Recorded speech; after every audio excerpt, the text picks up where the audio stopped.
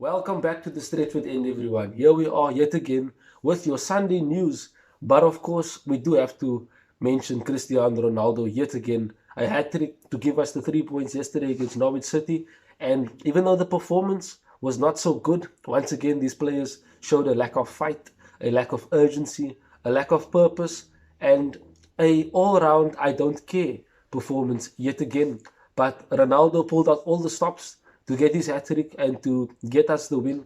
De Gea as well, making crucial saves to keep us in the game. Where would we be without the two of them? But as it says in the thumbnail, of course, Ten Hag gets his new assistant. And that is absolutely key. It has been confirmed, as I said in the previous video. If you haven't seen it, definitely go and watch it. I said that Ten Hag's assistant will definitely be Michel van der Gaag, who is with him now currently at Ajax and will definitely be joining at Manchester United. However, there is reports that he wants a third Dutchman to join him in his backroom staff, and Robin van Persie is the name that is being thrown out there. And perhaps he would be someone that would be key to the strikers that we have and will be having at the club, giving them insight on where to be, a killer instinct on how to finish with a good technical ability. And to make things better, he would actually be a good asset to our forward line, giving them tips and instructions on how to actually exploit defenders and their weaknesses. But as I said in the thumbnail, Ten Hag definitely has been given an update, and there is more details for us to definitely go and focus on. And without further ado, let me get into the news for you. So first of all, it says that Manchester United and Ajax are still negotiating the financial compensation, which must be agreed upon before the Ten Hag deal is completed. Further talks about this compensation package is expected to take place after Ajax's cup final, which is today. And it says that this is interesting news, actually, with regards to the news that I'll bring you right now, and it involves Cristiano Ronaldo. Now, keep in mind, here is a player that has scored 15 goals in the Premier League for us in a struggling Manchester United team. A player who has scored 21 goals in all competitions for a struggling Manchester United team. And many people have written him off, said that he's finished, said that he's not the same player he was, etc. Some of them saying that, he's past it. I've had pundits come out stating that he is the problem at Manchester United and we shouldn't have signed him. And this is why I say it's interesting news, because it is even being said now that some feel that Ronaldo should be encouraged to leave, as he will be unsuited to the pressing style Ten Hag wishes to impose, even though Ten Hag himself has yet to decide on this. Ten Hag will be involved in the decision on the future of Ronaldo, who has 1 year left on his deal. Now, this is where I said it's kind of dumb. Why would Ten Hag not want to have someone of Cristiano Ronaldo's ability, not just on the pitch, but off the pitch as well, as a leader? The winning mentality that he has, that elite mentality to always want to win. Why would he not want to have that in his dressing room, in his training ground? Why would he not want to have that particular, shall I say, character in the team? It is clear that Ten Hag can definitely use a player that doesn't have the pace that he used to have, a player that is tall, able to score goals in the air, able to score goals when being given chances in and around the box. Sebastian Haller, that is exactly the person that he's using now at Ajax. And for those who remember Sebastian Haller, he used to play for West Ham United, and he wasn't doing so well there. And, he then left West Ham to go to Ajax. And even in the Champions League, he has shown that he can score goals. And it is in a Ten Hag pressing system.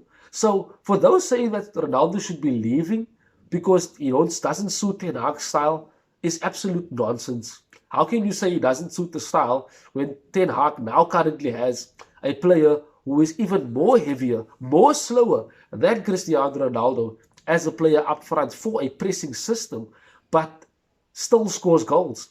Haller equaled the record of Cristiano Ronaldo for having the most goals in the Champions League group stages. So how is it possible that they can come out and say that he should leave?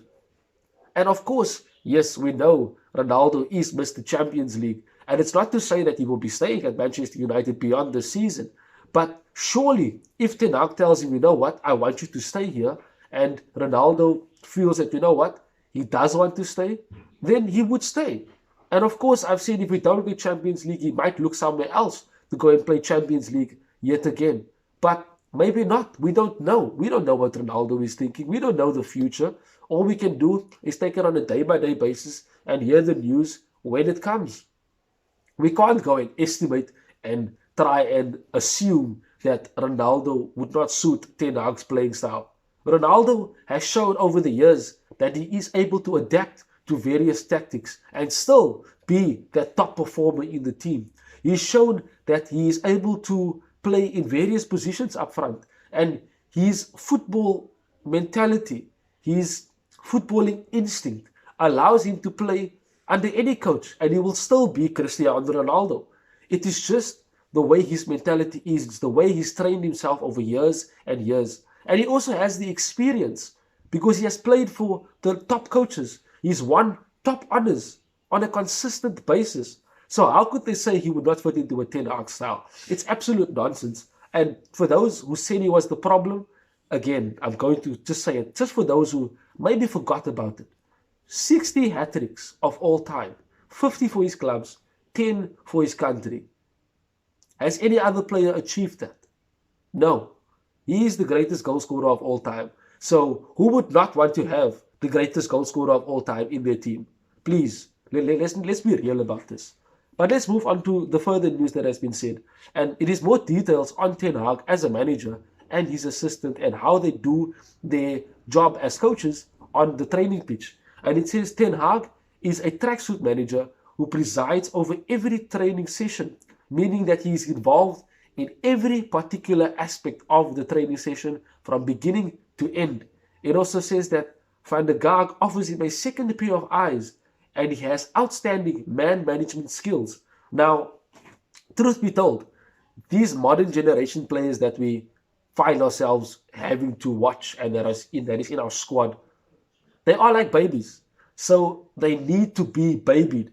They want to be spoon-fed information. They want to be told that they are cared for and that they are loved and that they are number one and that they are the greatest players, and that they want to be treated like kings, basically.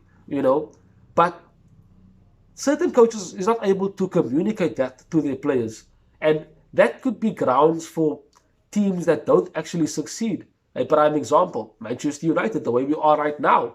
It shows that the coaches that has been at the club were unable to connect with these players on a personal level. They couldn't understand the player's mentality and therefore didn't get the best out of the player on the pitch. And with Ten Hag being able to be part of every single aspect of the training session, Van der Gaag then takes the access time that Ten Hag might use in terms for tactics with the players.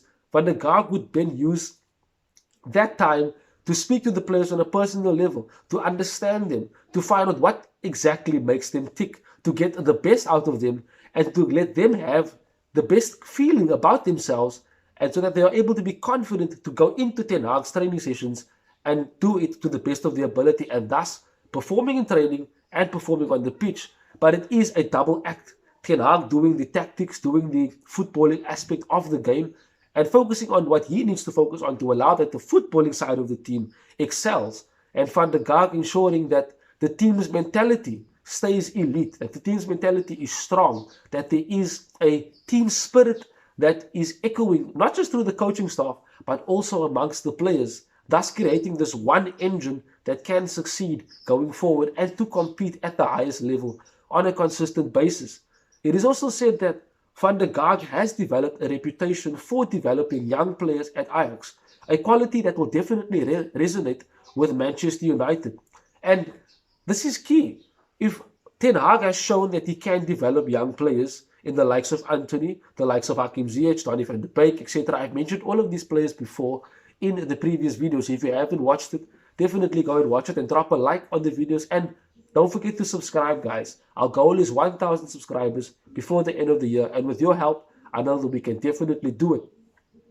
As I've said, Ten Hag has shown that he can develop young players into world-class players. And with Van der Gaag being able to do that as well, he will definitely be allowed to focus on the under-23s, on the under-18s, on the reserve team, and bring the likes of Alejandro Garnacho, who we saw receive the match ball from Cristiano Ronaldo yesterday and was on the bench and is tipped to be part of Manchester United's team for the future.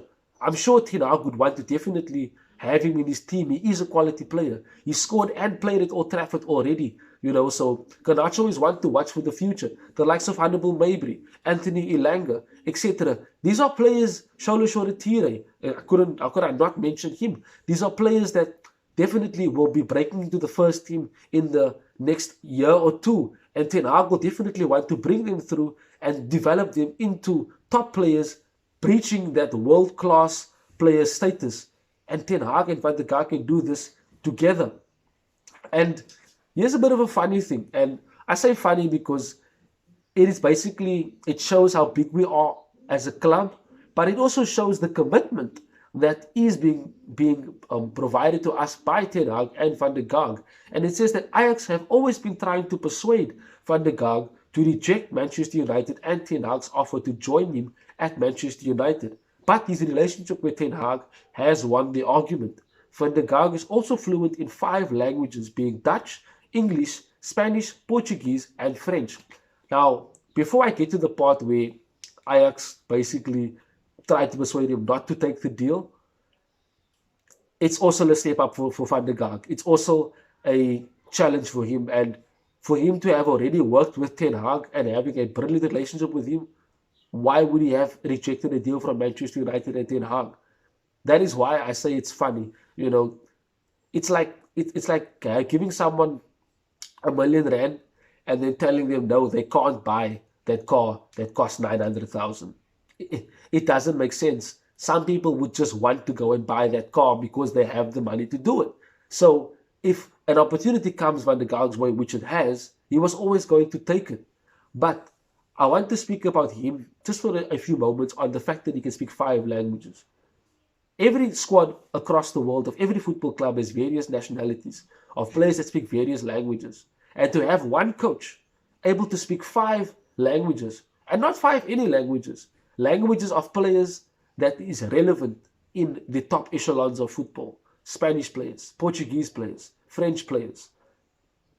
They are the core of European football. And if you think about it, if a coach is able to speak so many different languages fluently, he can communicate with all the players the same message, and they all will understand it. Even though they can't understand each other, he can communicate the instructions, the tactics, the style of play, what they need to do to communicate on the pitch, to understand one another. That is where his ability to speak 5 languages is actually a plus for any team, but it will definitely be a plus for us. Our coaches previously couldn't get through to these players and allow them to connect as a team. But Ten Hag and Van der Gaag will definitely ensure that. Look at that, Ten Hag and Van der Gaag. Surely that has a ring to it. Surely Ten Hag, Van der Gaag. It sounds fun to say. But nevertheless, that is the news. Just finer details. Definitely after the Dutch Cup final today, we will definitely be seeing the deal of Ten Hag being finalized, and he will definitely go ahead and sign his 4-year deal with Manchester United, and Ten Hag being his assistant, and perhaps Robin van Persie joining his coaching staff as well. Thank you guys for joining me. Don't forget to subscribe. The link is below. Of course, our socials, links in the description below. Thank you guys for joining me. That is it, me, Sashin Johnson from the Stretford Inn. Till we speak again soon, Red Devils. Have a wonderful day further. Bye-bye.